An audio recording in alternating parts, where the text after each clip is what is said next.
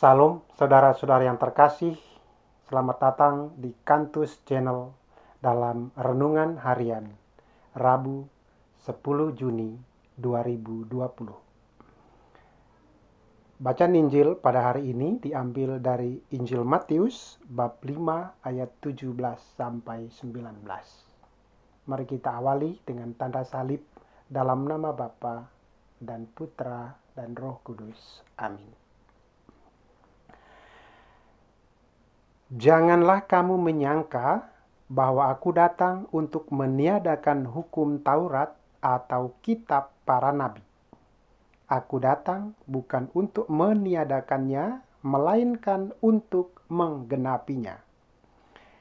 Karena aku berkata kepadamu, sesungguhnya selama belum lenyap langit dan bumi ini, satu iota atau satu titik pun tidak akan ditiadakan dari hukum Taurat sebelum semuanya terjadi. Karena itu siapa yang meniadakan salah satu perintah hukum Taurat, sekalipun yang paling kecil, dan mengajarkannya demikian kepada orang lain, ia akan menduduki tempat yang paling rendah dalam kerajaan sorga.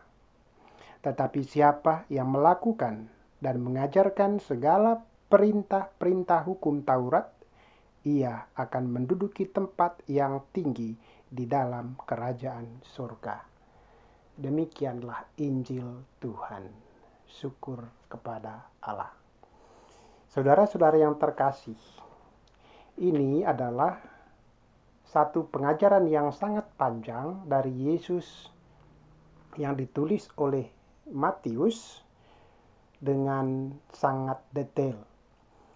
Dan pertama dibuka dengan satu pernyataan dari Yesus bahwa dia datang untuk menggenapi hukum Taurat atau untuk menyempurnakannya. Nah, saudara-saudara yang terkasih, sesungguhnya hukum Taurat itu sudah sangat luar biasa, merupakan hadiah terindah, pemberian terbaik dari Allah untuk orang-orang Israel.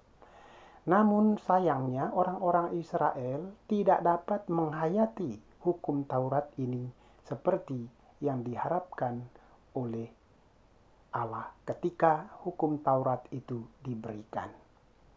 Hukum Taurat ini tidak hanya menjadi pemandu atau menjadi norma kehidupan untuk mengatur hubungan manusia dengan sesama, tetapi hukum Taurat ini pertama-tama mengatur relasi atau hubungan antara Allah dengan manusia. Nah, hubungan antara Allah dengan manusia ini akan mempengaruhi hubungan manusia dengan sesamanya.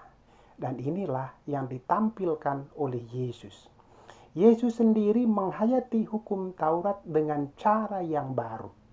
Apa yang baru dari Yesus adalah semangat Yesus di dalam melaksanakan hukum Taurat.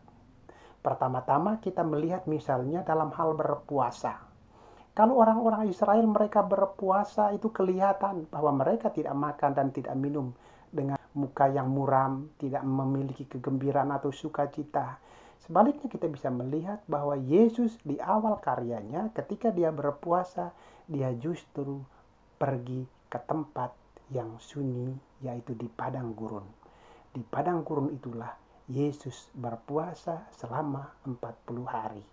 Inilah cara Yesus untuk melaksanakan aturan berpuasa yang ditulis di dalam kitab Taurat.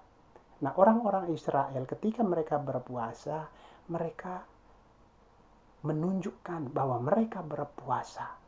Sementara Yesus mengajarkan hal yang baru dalam hal berpuasa, bahwa berpuasa itu harus dilakukan dari dalam hati kita.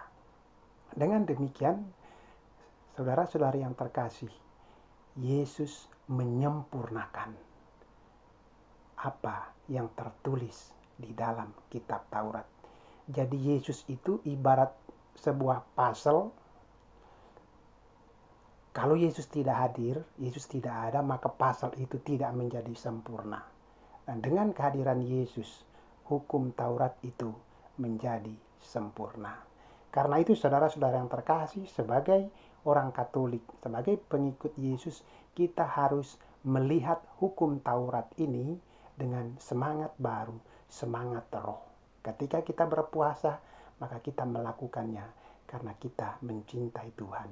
Maka ketika orang lain tidak berpuasa, kita tidak perlu marah atau iri hati. Karena apa? Yang merasakan manfaat dari puasa itu adalah kita sendiri.